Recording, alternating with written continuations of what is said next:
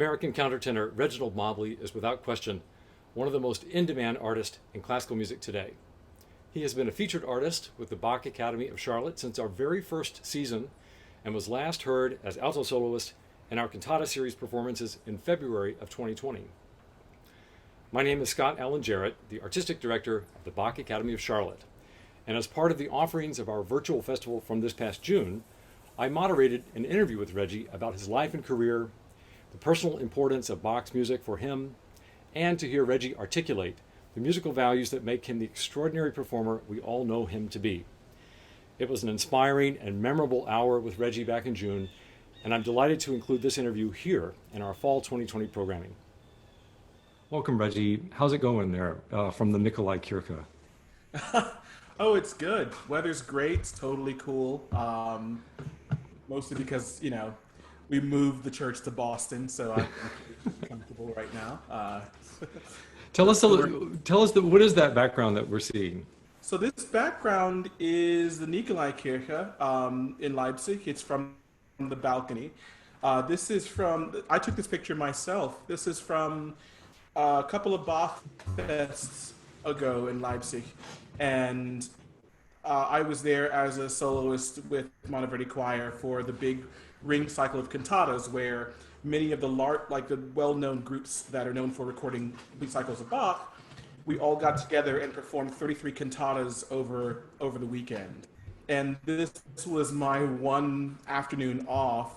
And so myself and another musician that everyone's affiliated with Bach Charlotte, Stephen Soth, he and I went to see Bach Academy Stuttgart in their performance that afternoon. And so I was sitting in the background taking pictures of everything because actually you're not allowed to take pictures. So, surprise, this is illegal. It's not. For those who are with us today who may not know of Reggie's talent, his voice, his skill, he is a countertenor, and I'll ask him to sort of talk about what that means in a moment. But first, I thought it'd be nice just to hear a little of Reggie singing. And I'm going to share with you all a recording that he made, let's see, share computer, that he made with the English Baroque soloist and the Monteverdi Choir and John Elliott Gardner. I think this was 2017. And this is a recording that you can see on my screen that features the Bach Magnificat, significantly though in the E flat. Typically most recordings, 95% of them are the D major version, and this is the E flat version, which came first. The F major, Missa Brevis, and then Cantata 151. And we're going to hear two tracks from this recording today. But I want to start with this Quoniam tu solus sanctus from the Mass in F. And we may not hear the whole thing, Reggie, but I think this will give us an idea of his talents and skill.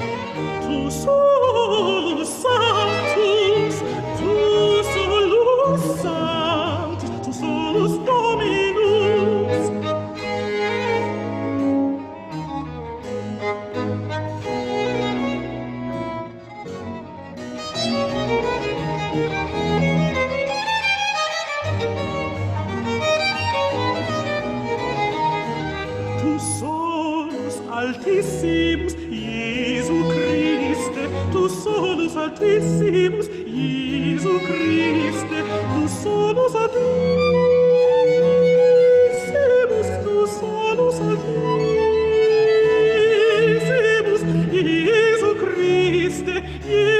Christe, tu solus Tu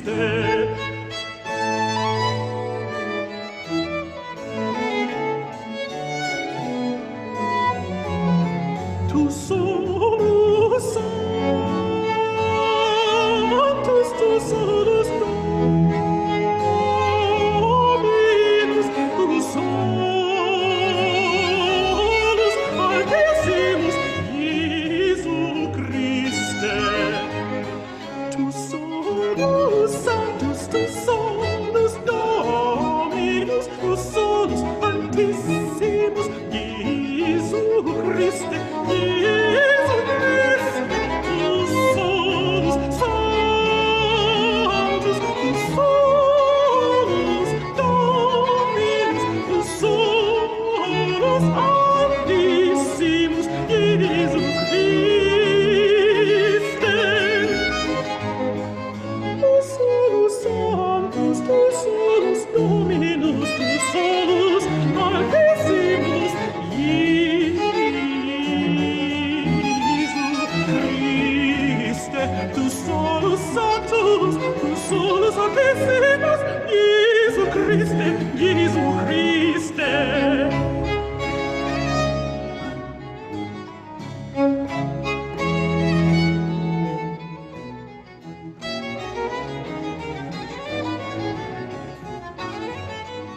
Well, there we have it. Reggie, it's amazing. Thank you. And I'll stop it. There we go. Reggie, that's just remarkable. So first of all, tell us about what's the difference in the countertenor range and the alto range, or is there a difference? Well, the truth is there really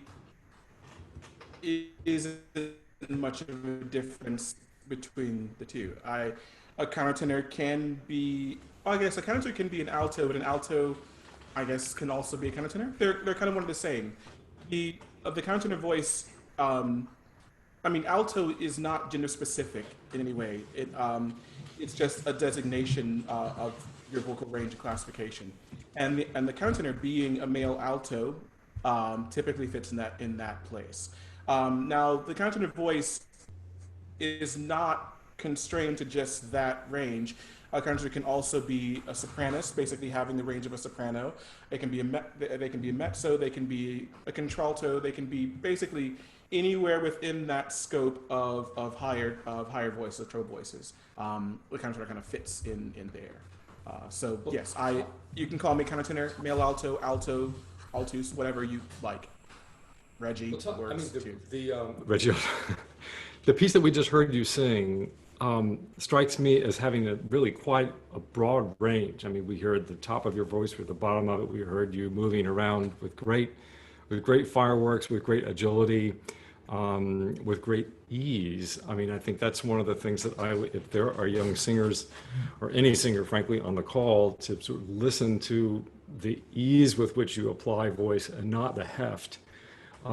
It's just extraordinary, the agility and the sort of the trapeze vocal artist that you can become in an aria like that. What was it like to record that? It was great. The entire recording, all recording sessions, studio sessions are always a little difficult in times and in parts, but this specific aria was fine because it was the one aria that I had the most fun with throughout the tour. So what we did was this was December of 17. It was the first December in about 10 years that I didn't have a single Messiah, because John Elliott thought he was saving me from Messiahs by bringing me on for this project, and because it was I think a 7-concert tour across Europe of what we recorded, and then we spent a few days in London recording this album after the tour. So throughout the tour, this was always the part that I looked forward to the most, because as you can hear in this aria shows you very well that relationship that Bach has with jazz, with really high-spirited music, and and hitting all the areas of not just, you know, interesting and intense rhythm and harmony, but also attachment to the text, in, you know, in not just the theological meaning behind it, but also how well he can paint and show the text off in a musical way. You know, with it, not just hearing it, but also if you look at the spots on the page, you can see how it leaps and shows exactly what the text is telling you. Everything is all there. It's a complete meal. It strikes me as one of the most challenging sort of vocal displays that just in terms of the technical requirements to be able to sing something that difficult, it's just all over the page, and truly a great testament to your skill. It's nice to hear that at the start.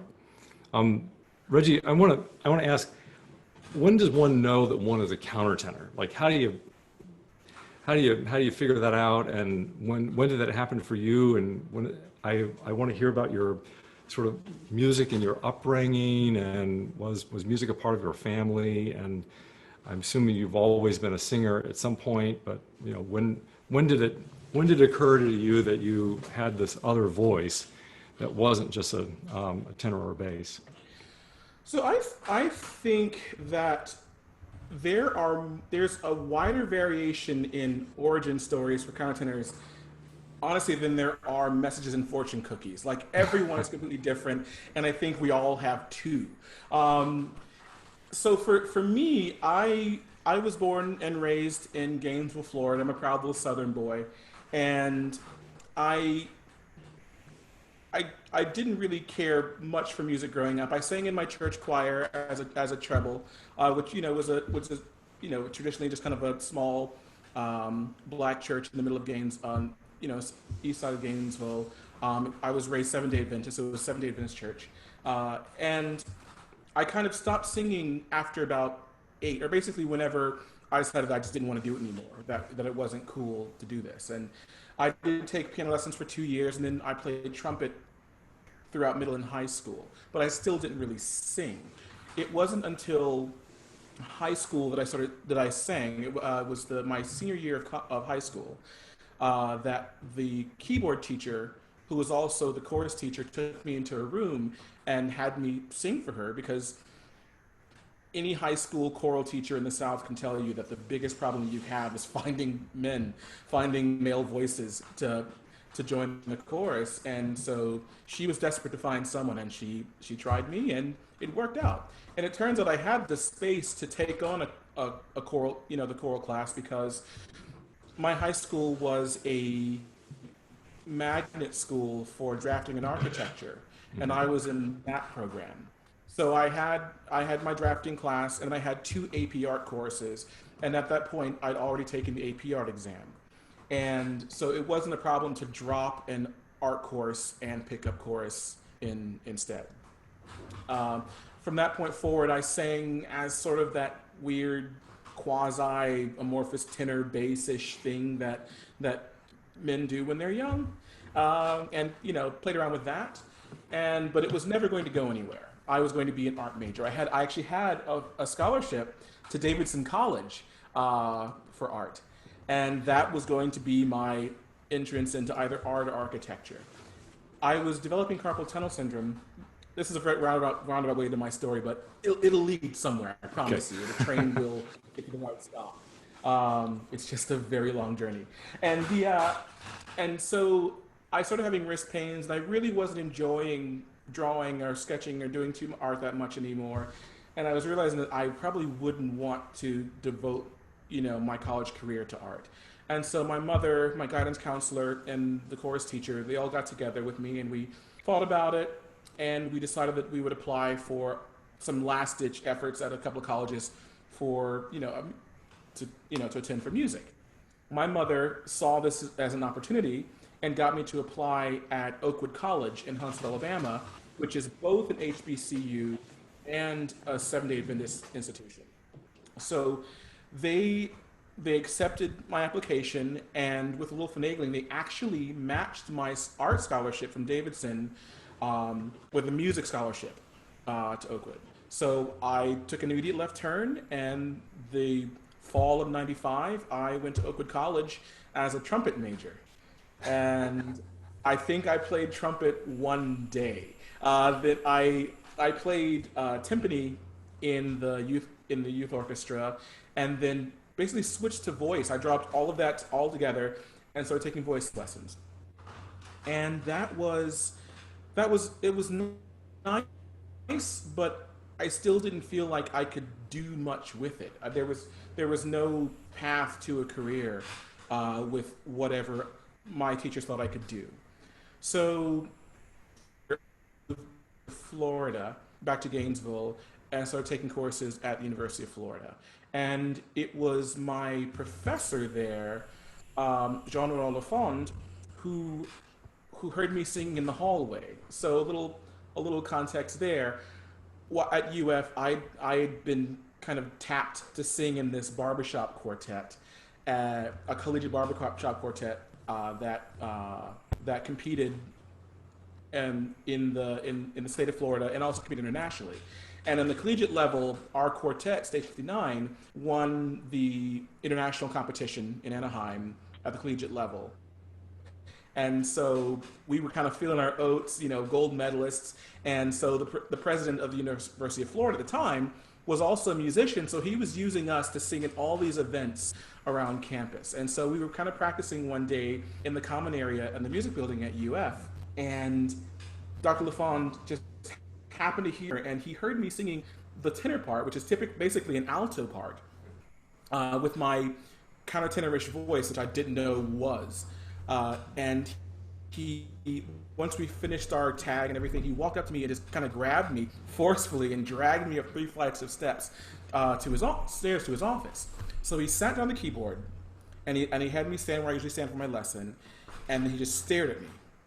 And then he said, "Wait a second." And so he played an E flat major chord, E flat 4 to E flat 5, and said, "Sing this scale." I said, "Okay."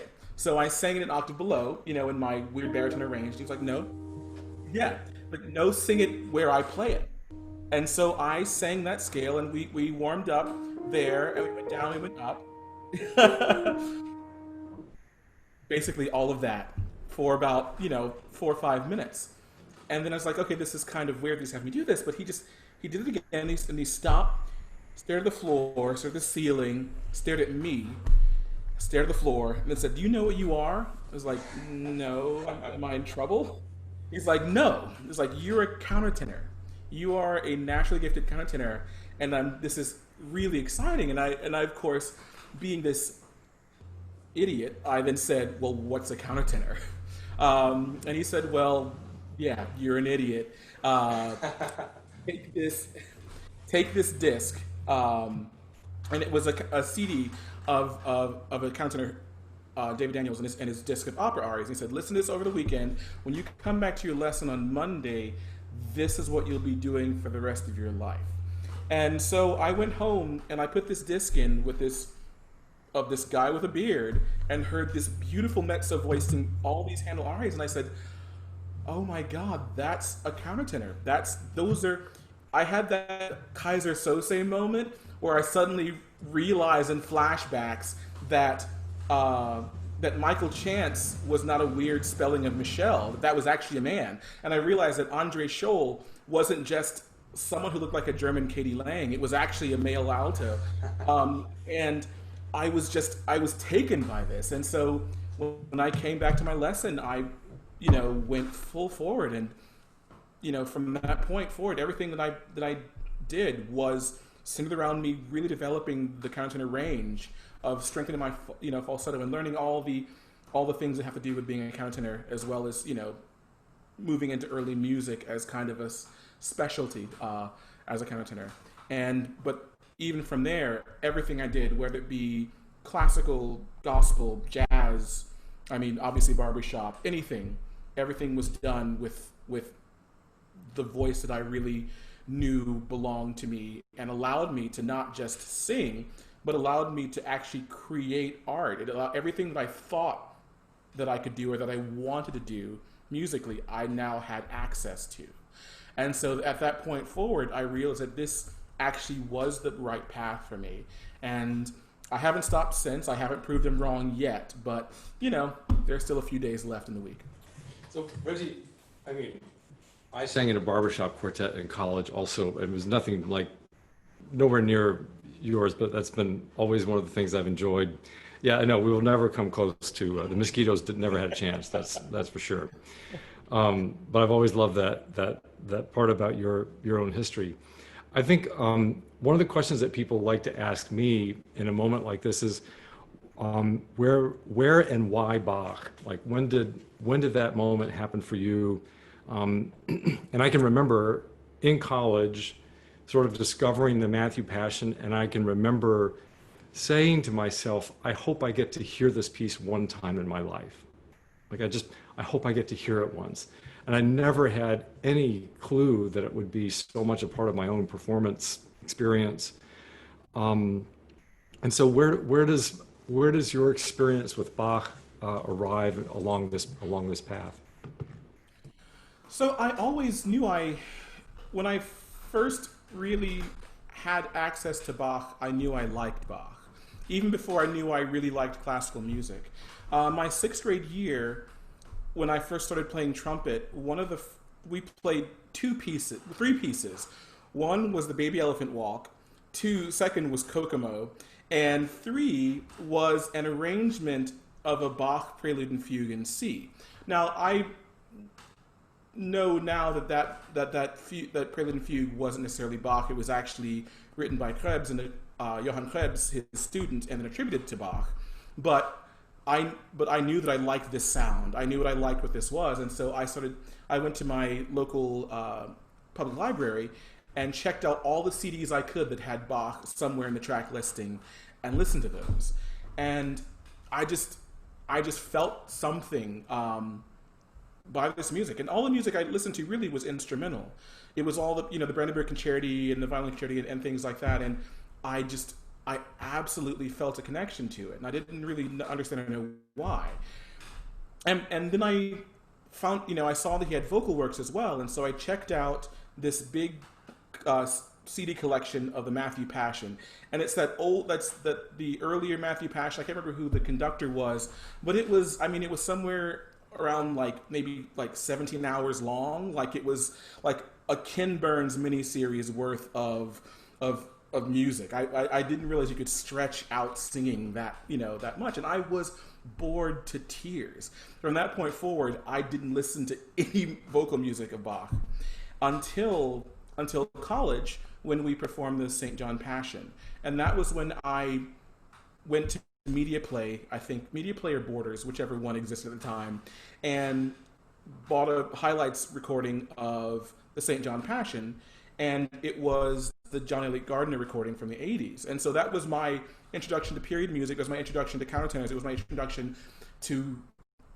Bach as I realized he maybe should sound, for my own aesthetic, for my own taste. And I was hooked from that point forward.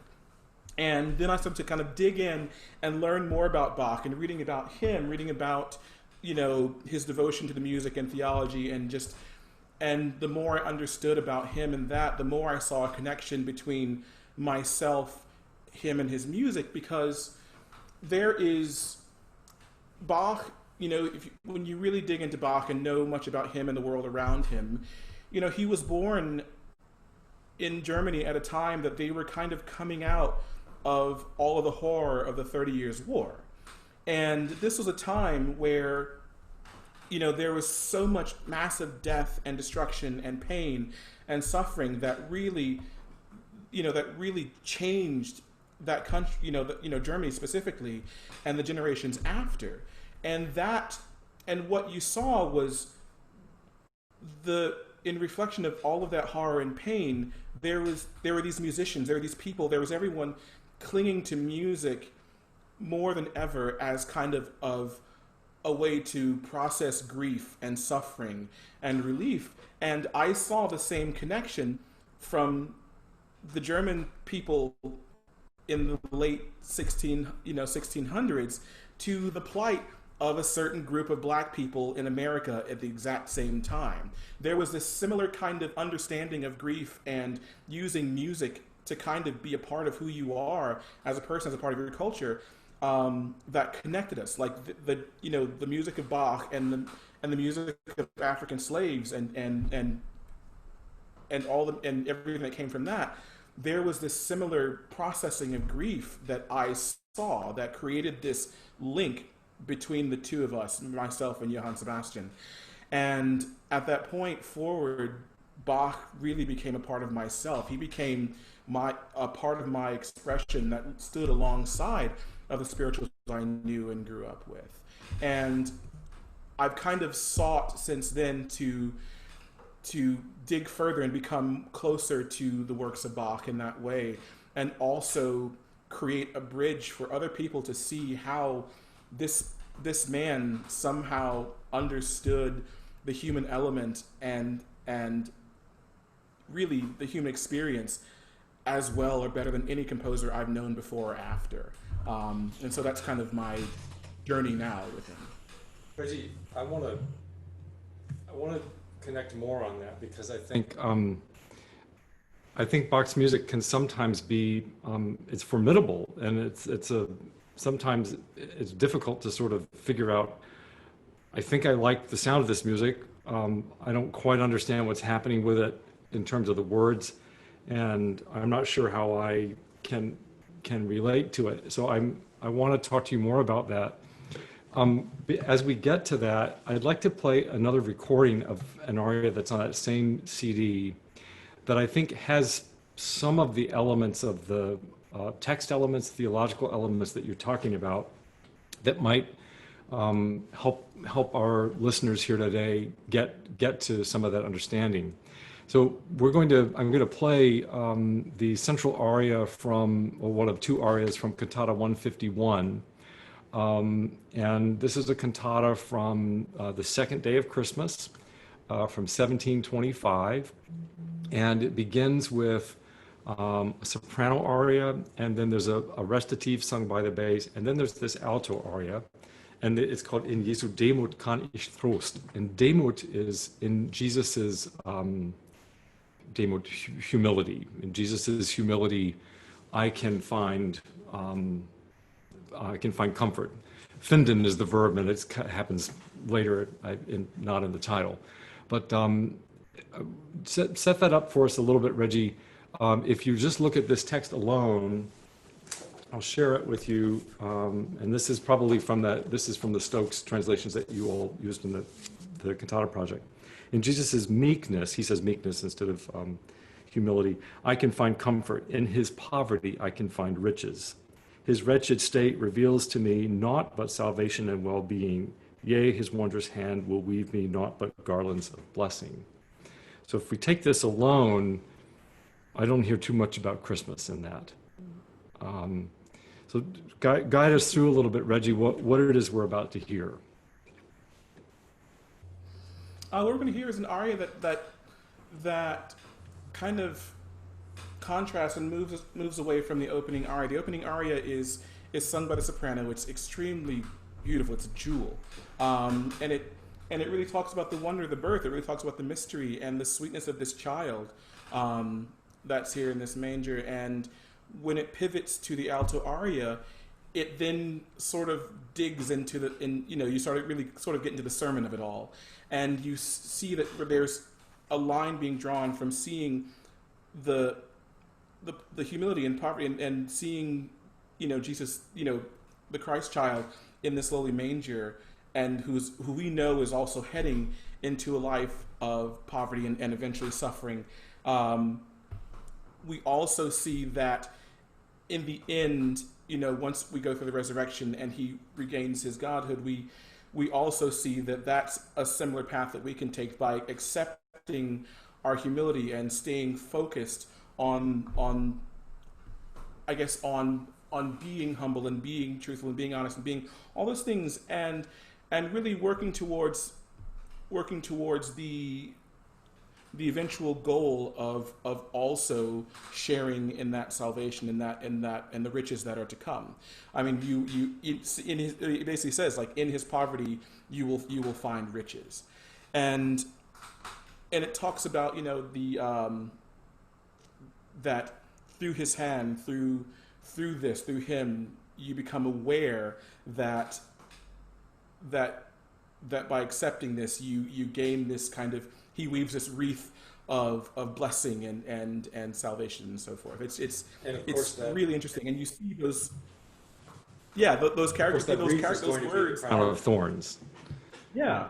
Yeah. And it's an extreme, and you hear that in the music. You hear the way he decorates, Reichtum, riches, and you hear the way he kind of creates that that kind of descent of a seventh around the words poverty, where he's coming down to us, to our level, and even the way he kind of used the music to weave around the wreath and so forth in the B section. So two things. One is that there can't think of a greater aria to demonstrate for the congregant on the second day after Christmas to say, you better look up from that cradle to the cross right now, because that's what this is all about. And then as I play this, Reggie, I wonder if you'd be willing, if you have anything for us to listen to, just sort of narrate along and say, listen for this word, or if there's something like that you want us to highlight. Otherwise, we can just enjoy it. And let's see.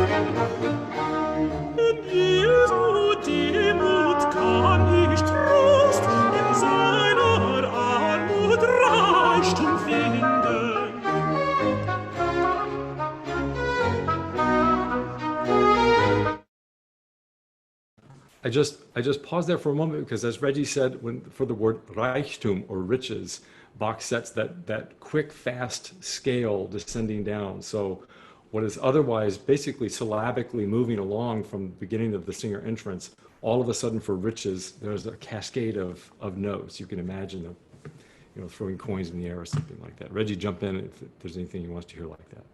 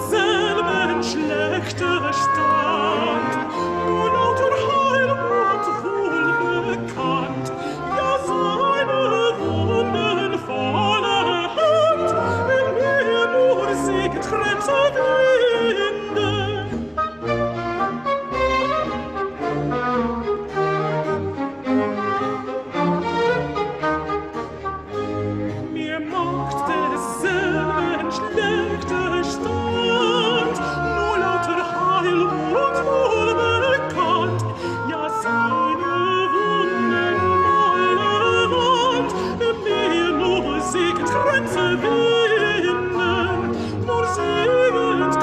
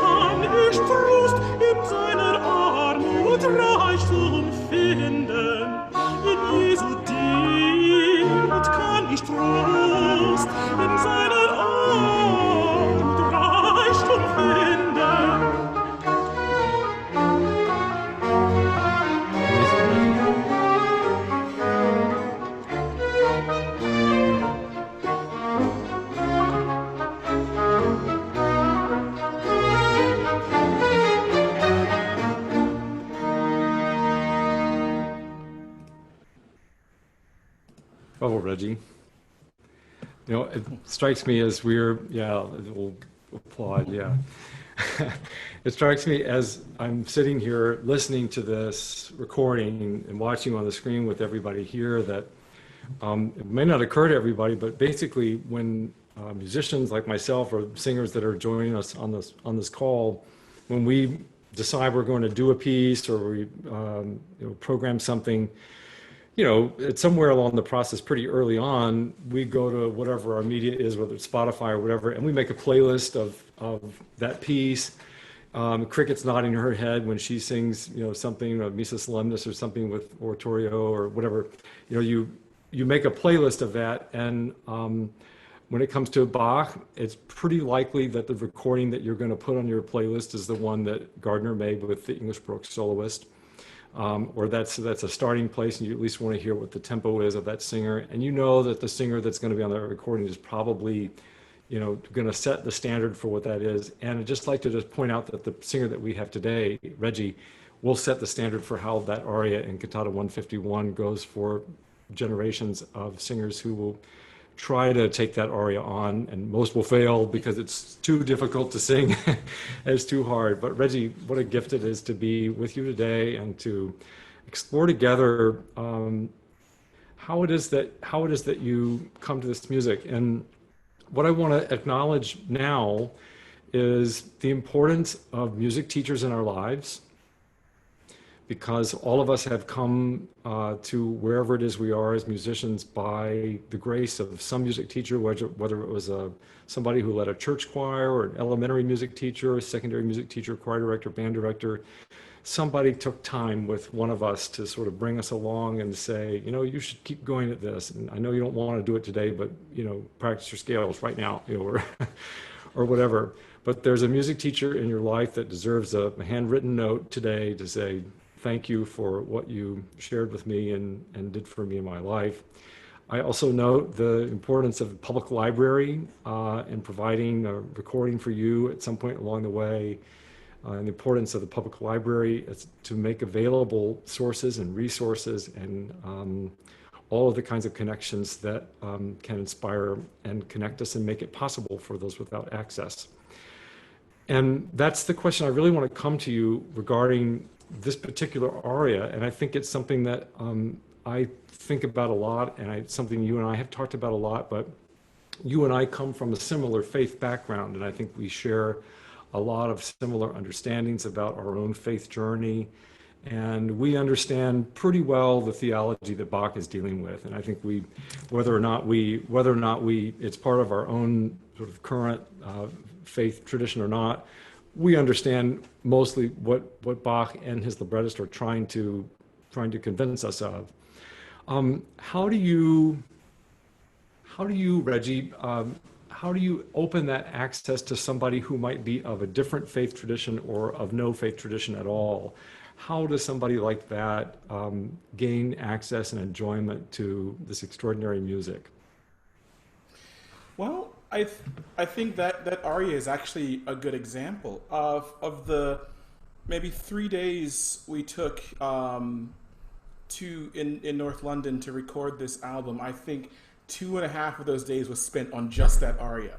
That is not an easy aria at all. There are many takes and a lot of blood on the floor in that little chapel. And the thing about that is that the lesson that can be learned outside of religion or beyond that is also a lesson to be learned in the music of Bach, in that there is also a journey there. Bach rarely sets a da capo aria, and it's amazing that there are actually two in this cantata. And this is a modified da capo aria, and by that beginning section, a middle section, a B section, and then it returns to that first section. And I say this a lot in master classes when working with young professionals and younger singers, is that the da capo, the return to the A, is not just about ornamenting and throwing up as many high notes or crazy scales and trills as you can. It's also about the emotional our character journey that you pass through in the B section. How you sing the A section, what you see in the A section is now is now being filtered through what you've learned to be. In the same way that we as people have hindsight to help us contextualize all the music and everything that we've learned in the past, you now have the lesson, what's in the B section, to contextualize the A section in a completely different way.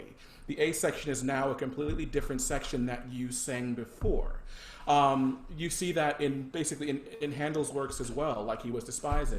But in this aria, when it talks about basically, you know, the humility that you find consolation and the riches and so forth like that, when you get to the B section and you make that relationship between, you know, the crown of thorns and the blessings that were created by his hand, you now start to appreciate the poverty that he also himself accepted in a different way. And so you, the singer and the A section, the music itself has changed coming through that.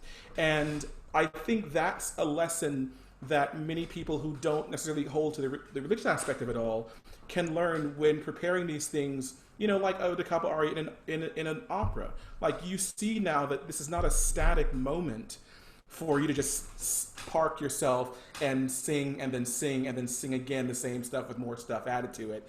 This is actually a chance for you to move the plot and the character development of your own role in a meaningful way, to help give more depth to the, you know, the full opera moment. And also beyond that, again, that is not an easy aria to sing. And Bach does this a lot to kind of also keep us in check by forcing us to kind of face our own failings as musicians and accept our own humility in trying to tackle his notes and his text and his not giving you a chance to breathe in any way. And it encourages you as a singer, as the musician, as the artist or whatever, to actually go and work harder at this and transfer this not just with Bach, but to everything that you do in music, and then hopefully everything you do in life. Reggie, it strikes me that almost everything that I've heard you say about this so far has very little to do with sort of singing technique in the practice room. It has very much to do with a whole engagement, that is to say, the mind and the heart and all, and a full awareness of your context, of the world around you, and an honesty of heart and mind that you bring to it. And I think what we, the listener, experience is an honest music making, and an honesty of music making, and an authenticity of purpose and joy in presentation. All is encapsulated in hearing you sing. And I know that is our listeners' experience, and those in Charlotte who have had the great joy of being in the audience for any number of performances that you've sung there. You have an encyclopedic knowledge of the music of Bach, and I wonder, we're coming to our hour together, and I do want to invite a moment if our listeners today would like to ask a question. Now's the time to put your question in the chat box, and Arwen and Margaret will help make sure that I can see those. So if you have a question for Reggie, just put it over there in the chat column now, and we'll get to as many as we can. But Reggie, I wonder if there's something that you have to say. I know there's some altos on the call. Is there something about, you have an encyclopedic knowledge of of all of Bach, really, but specifically when it comes to the alto arias, you know, what have you observed about Bach's alto? Stephen Sof, I see, is on the call. I'm sure he would have something to say about Bach's ill feelings toward tenors in the world. And I see Harrison Hinsche on the call, who was on last night's panel, and I'm sure he would have something to say about how, of course, Bach viewed Jesus as a baritone, of course, and that reference can be found in the third book of Timothy. You'll find that in the second chapter of 3 Timothy. That's where Bach gets that. But when it comes to the alto, what do you suppose Bach was working with? I think there was a base template that Bach kind of observed with the alto voice and voices in particular. There was I can't remember exactly where it comes from, but I think it was English. But there was this understanding, and there was writings about this from the Renaissance period on, that the four general voice classifications had a parallel to the four elements of earth, wind, fire, and water. And whereas the bass voice represented earth, the tenor voice represented water, the alto voice represented air, and the soprano voice represented fire. And in many cases, you'll see that represented in arias and in works, so forth, and especially and even how it kind of stacks and represents itself. But Bach took that further by kind of also attaching roles to the four voices, whereas typically, not just with Bach, but the baritone or bass voice was typically the vox Christi, the voice of Christ. The tenor was typically the preacher or the evangelist or the barker or the something, telling, the chatty one, the loud chatty one. Yeah, Steve. Keep going with that, Reggie. I like where you're going with that, barker or loud chatty. The soprano was typically actually in a parallel with fire and sparkliness, like the angels were typically the soprano voice, and also the soul and was typically in the soprano voice. But the alto voice, in parallel with what I mentioned before, with being equated with air, the alto voice in Bach was attributed to comfort, and most attributed to the Holy Spirit, our comfort, and what surrounds all of that. And so in the cantatas, you typically see that the alto voice is typically that voice of comfort or consolation, are basically the gift or the message of the Holy Spirit. And so you have to also treat it as such, and not come at it with a forceful mind, but come at it with that kind of character in mind, thinking from an area of ease and understanding in that way, and something beyond yourself, and that you're bringing something to someone, that you are creating this moment of consolation to the listener, or to the character. Those roles seem quite clear to me, and I think the Christmas oratorio of Bach is somehow in my mind, as you say that, Reggie, I have much clarity of those distinct roles in the Christmas oratorio. There are two good questions that have come through, Reggie. One from Rob Keir at the University of Oregon in Eugene. Of all the arias that you have sung, which has been the most transformative in your life, and why? Ooh.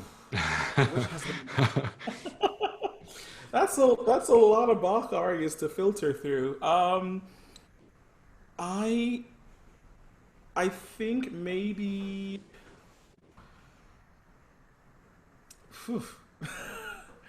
That's a very good question. I think, well, one aria that I can think of that really kind of hooked me was the opening movement of Cantata 54, Widersteher doch der Sünde. Widersteher. And that also kind of, because that's where I really kind of understood the role of the alto. How I see this cantata, how I see this is, when you hear this, it's extremely pleasing to hear where it starts, and there's this constant throbbing in pulsating in the continuo and the viola and lower instruments, but then you hear the melody of the first aria in the first violin, and then you hear the same melody repeated and then weaved within the second violin before you get to the voice. And so basically that theme is introduced 3 times when it finally is introduced in the alto voice. And where people have debated over whether or not it's just, you should be focusing on the crazy harmonic nature of this aria. It really kind of shows me how Bach describes his theology, and how he kind of displays his thought about theology. Because what I actually see in this aria is what you hear in the lower parts is this constant battering of sin. And because it's so that, and all you can think about is, oh, that's pretty, but that's what sin is. Sin is enticing, sin is beautiful, and sin has been going since the beginning. And so you don't really focus too much on that melody the first time through, which makes me think that that's the voice of God. And then you hear the second violin repeat the same melody. That's the voice of Christ, or the second part of the Trinity. And then it's only when the alto voice, the air, the Holy Spirit comes forth and repeats that melody the third time, is that you're finally at the point where you can hear it, because then you finally hear the text that may have been implied in the beginning. And you see throughout this entire cantata that there is something to learn as a person who is religious, that you hear and get the sermon there, but you also get the cleverness of Bach, you get the complexity of Bach, and you begin to start to transfer that into all sorts of things. And so for me, when I really kind of dug into that and understood that, I realized that there is more to this guy than meets the eye, and that he's more than just the fifth prophet, or this stoic marble bust on a pedestal.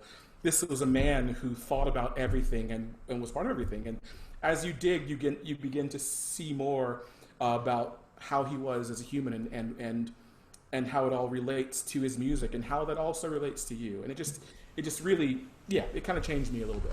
Reggie, there's a really good question, and actually that particular cantata, Widerstehe, this question comes from the Bach Academy's principal bass player, Sue Yelangian.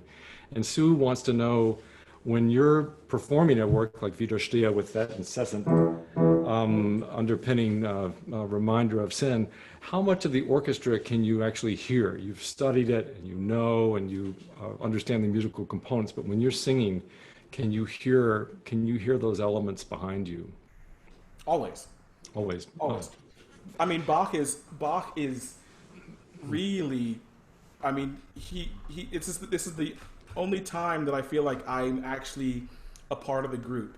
It's real chamber music, especially in the solo cantatas. Like, you are not, I mean, even though it's a solo cantata or a solo aria, you are not always the most important person in the group. And it's important to understand that you do play a role, that you are part of a whole. There's kind of a gestalt that's kind of presented there for you. So if I'm not aware of what the bass or the viola is doing at any given time, I don't think I'm really fulfilling my role as part of the whole. So I'm always aware, because there may be times where what I do, my line, may be in duet or may be accompanying something that the violin may be doing, or the oboe may be doing, or the bass may be doing. And so it's just a matter of really kind of coming together as a complete unit and just kind of, jamming together. It's jazz. Reggie, as we come to the conclusion of our time, there are a number of questions, and I'm going to try to draw them together into one. And it also reminds me of one of the most moving performances that I've ever experienced with you. And it was on the stage in Kansas City at the American Choral Directors Convention conference. I guess it was 2 years ago now. And I was one of the singers in Seraphic Fire, whose founding music director is on our call today, Patrick Quigley, who's calling in from DC. Patrick was at the piano playing, and we had sung a performance of a handful of Renaissance pieces of Victoria and some new music and so forth. And we'd come to the conclusion of that program. And you know exactly where this is going, Reggie. And we had prepared some encores, and the first of those two encores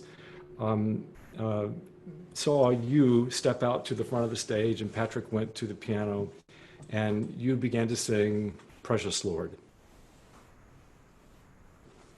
And the whole place was crickets. I mean, there were I don't know how many thousands of people there were in that concert hall, but they were absolutely ecstatic over the performance. And then as soon as you stepped forward, you could have heard a cricket as you started to sing "Precious Lord." And as somebody essentially a backup singer for you in that moment, it was one of the most transporting spiritual moments of my performing career. And I won't ever soon forget that. But to me, in that moment, there was no difference in a Bach aria and Precious Lord in terms of the commitment and the authenticity and the joy and the sincerity that came from you as the lead singer on the stage, but from all of the musicians and conductor at the piano. I think we signed ourselves over to this extraordinary moment to communicate as an ensemble together. And it wasn't a lofty Bach aria that had, where we had to deconstruct an 18th century theology in a different language or anything like that. It was exactly the same connectivity and the same sincerity. And we've had a number of questions about that, about just how you move from genre to genre and how they connect, who the voices are that you hear, and who are the voices that you want to be heard, and what you have for us to say moving forward into the world. There's a lot there, but you give us a great benediction, and you give us a great moment to be together and choose how it is we'll enter the next hour of our life by the example that you lead when you sing. So I'll leave there, Reggie, for you to respond to that moment and give us some voices that you want us to hear about. But that will be our final question, and then when Reggie's finished, we can thank him together.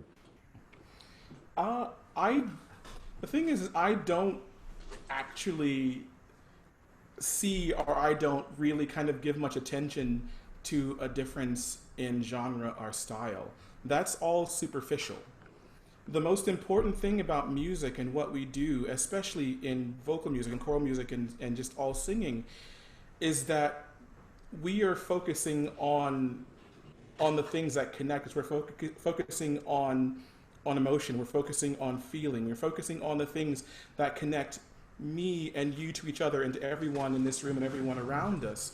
The point of that, the reason I don't really see a difference between, Inigo Demot and Precious Lord, is that no Bach and the people who suffered in, post 30 Years War felt the same pain and suffering and emotion and that we do now. They also felt love the same way we do now.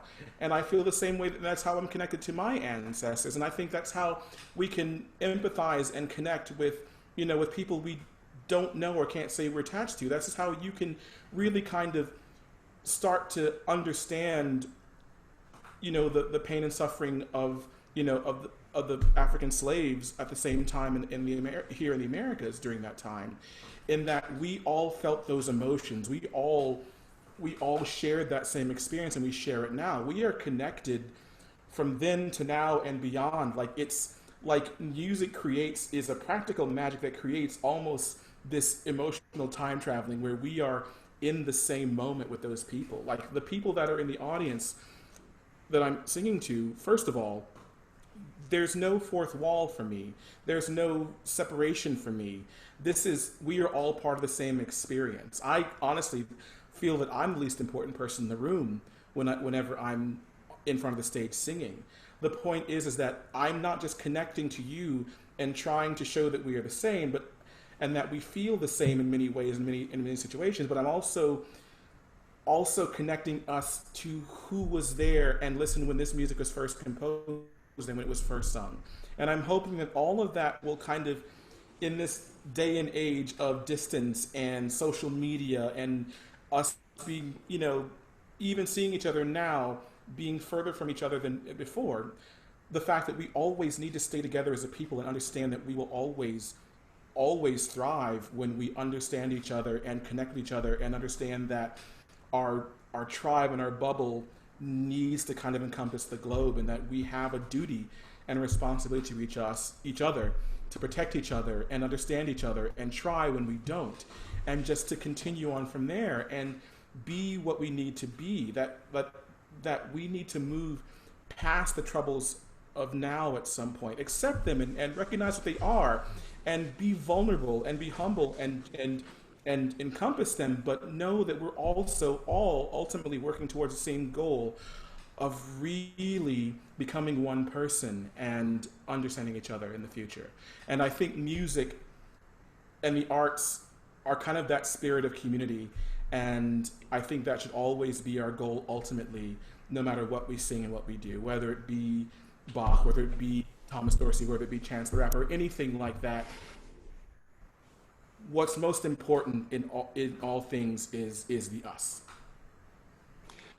Reggie, I mean, one of the great silver linings of this is that we get to see you not just as the extraordinary performer that you are at the front of the stage, but we get to hear your humanity, and we get to hear, you get to teach us how to be better humans with one another, and you get to explain to us how our music makes us better, and to encourage us in our strivings wherever they may be.